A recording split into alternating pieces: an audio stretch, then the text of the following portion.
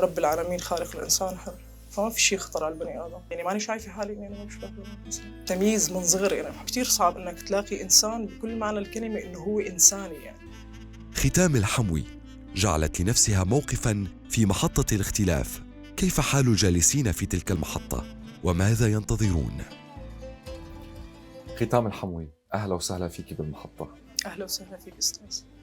أنت ما بتشبهي البنات، جملة أكيد سمعتيها كتير. إيه كتير إجاني هيك تعليقات. واللي أنا يعني فهمته إنه ما كتير بيعني لك هذا الرأي ولا بيعني لك هذا التعليق. هلا الأمانة أبداً يعني أنا شيء شايفته، يعني أنا بعرف حالي مختلفة تماماً عن البنات، فأكيد ما بيهم. ليش مختلفة؟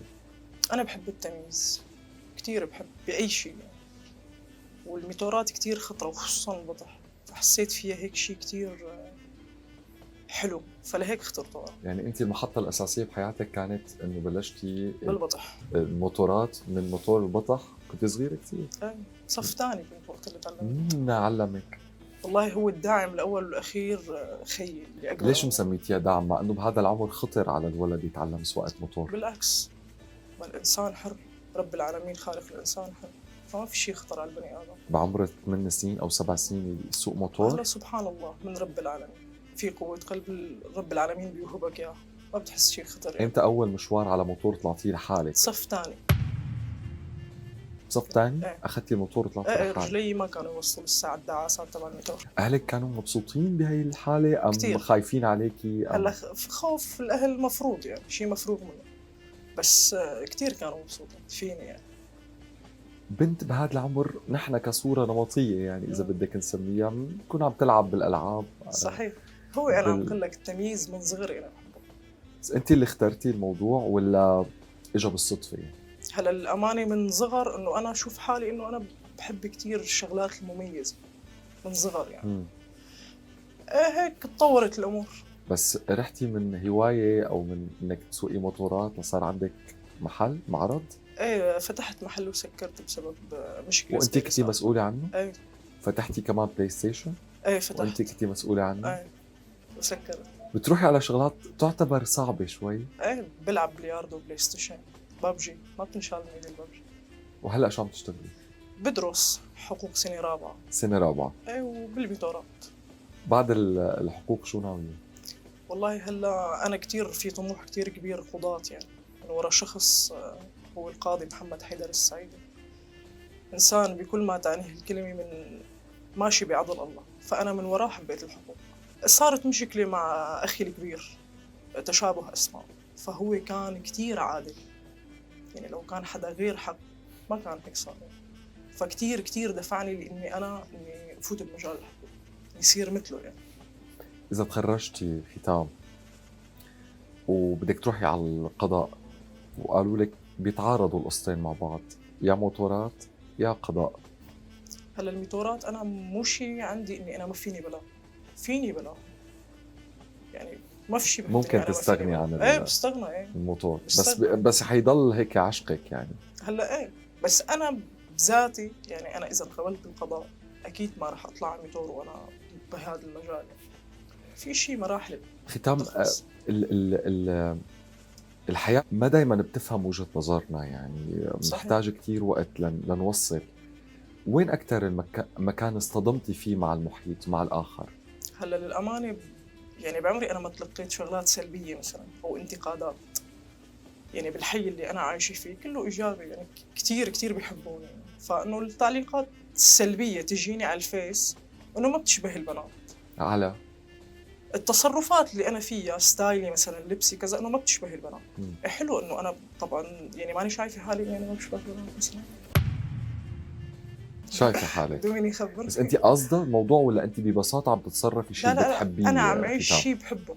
هلا أنا العالم عم تنظر لي بشيء بس ما محسين شعوري أنا. برميلي شوي على الكاميرا. مين قال لك تحط هاي الحلقة؟ خيي اللي قلت لك هو علمني سواقة الميتور. هلا حتى هو يعني هلا أنا عم حكيك بكل ثقة، هو اللي عاطيني إياها، هو اللي علمني أتحدث مع الآخرين، أو الثقة اللي أنا فيها بسببه هو. فقصة شعري قال لي إنه كتير حلوة إذا بتحطي حلقة، مع إنه أهلي مستحيل. أهلي مستحيل كانوا متوقعين إنه أنا بيوم من الأيام حط حلقة، فهو بس هيك إنه حلو إذا حطيت. فرحت جبت وحطيت. طيب محيطك بتتفاهمي فيه أكثر مع الشباب ولا مع الصبايا؟ نفس الشيء. أي مواضيع بتحبي تسمعيها وتكوني جزء من الحديث فيها؟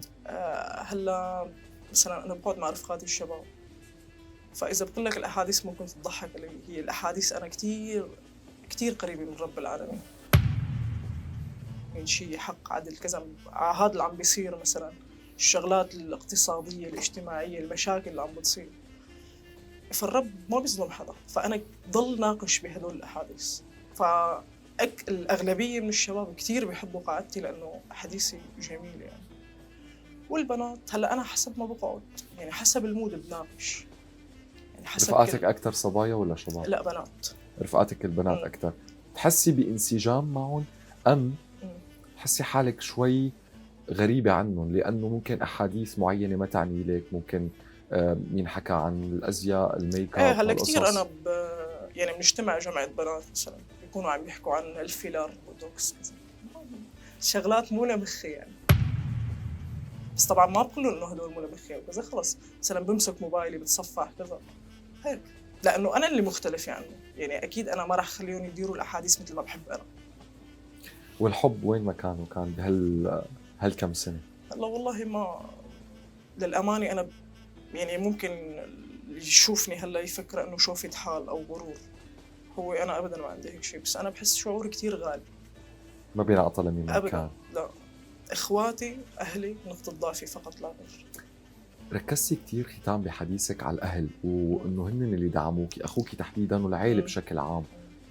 يا ترى لو كنتي مختاره نمط اخر من الحياه بمجتمع يمكن بيحاسب الصبيه على تصرفاتها اكثر ما يحاسب الشاب، كانوا رح يدعموكي بنفس الطريقه، ولا لانه راسمه هي الصوره عن حالك فحاسينك قد حالك فما في خوف عليكي من المجتمع؟